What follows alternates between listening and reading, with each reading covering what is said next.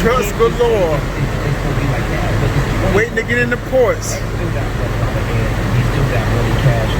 This is my everyday situation, you know, around about the same time. Ports open up about 7 in the morning. So we all sitting in these long ass lines waiting to get in.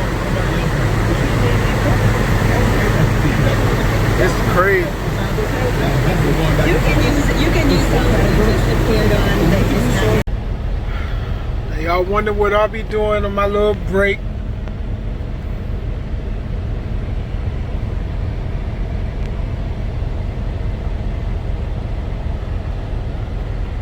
Just sit here watching other drivers do their thing.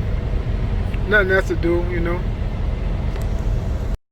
Man, it be days like this I be hating to be a damn truck driver. My black ass just now getting back to the yard, man. Been working since 6 o'clock in the morning.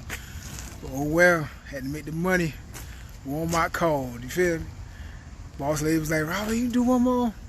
Can't say no to money.